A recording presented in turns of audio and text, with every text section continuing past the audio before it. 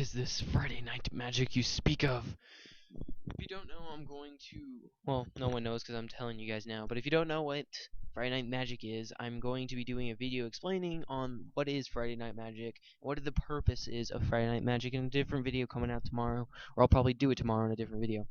But you can go to this website, and I'll put a link down below, and it'll talk about it, tournament information, and all that. And you can find a location near you, hopefully, and play some Friday Night Magic. If you love Magic, you definitely want to participate in Friday Night Magic. I am not.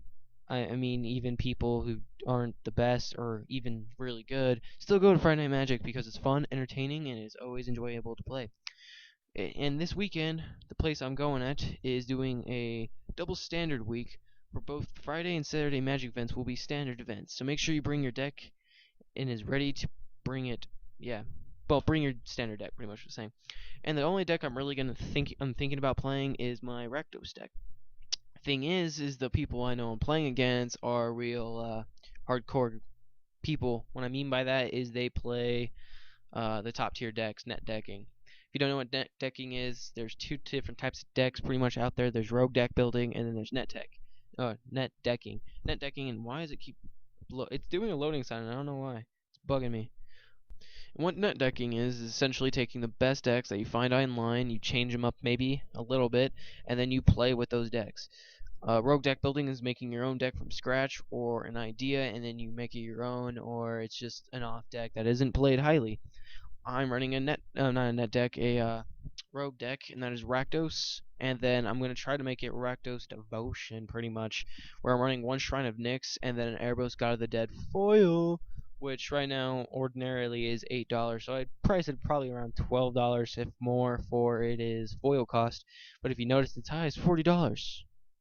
Someone obviously just decided to put $40 because it's a god. Stop it, pop-ups.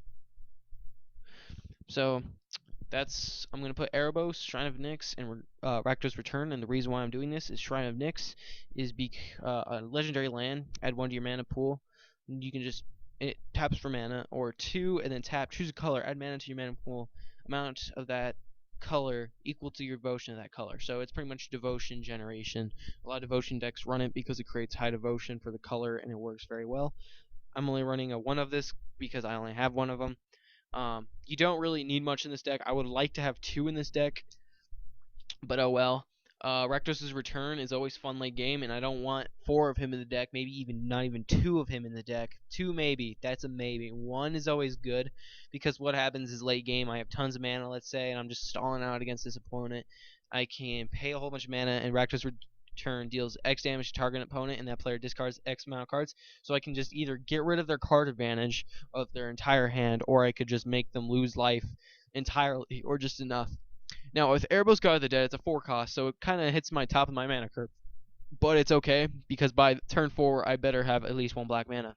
And the thing is you want turn 1, Rakdos Cackler, turn 2 into this, turn 3 into this, and into 4, I can have this, and my devotion will at least be 1, 2, 3, 4, and then 5 with this, so I can bring him as a creature immediately, technically speaking, by going words by words. The problem I'm going to have, though, is if I run into a mono black devotion deck, because I'm running Doomblades in there, so I'm trying to find another way to figure out a way to do it without it.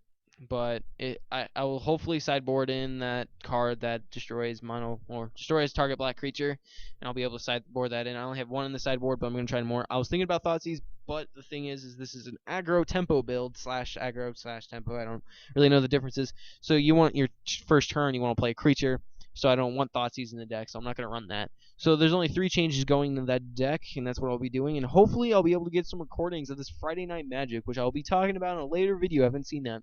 Also, trading over online, a lot of you watched because I talked about that. I will not be doing that anytime soon. I'm sorry, guys. I just don't feel comfortable trading over online. I'll probably set up a PayPal account very soon, so I'll be selling my cards I'm not using or do not want. So that will be coming soon, and if I do get it, I will put a link down below, and then I will also create a video of this. I'll also create a video of Friday Night Magic, and also, guys, if you've seen this video but you haven't seen my last video, go check out the last video. I'm asking you guys to figure out what you guys want to do with my background and my emblem, or the icon you will see of my name. I want you guys to find the art up for it, or have ideas for the art because I have an artist to do it. I'll put a link down below for the description of this Friday Night Magic and to that, so go check that out. So thank you guys for watching. I hope you guys enjoyed with this quick update what I'm doing this week. So see you guys later. I know it's a 5-minute video, but thank you guys. See ya.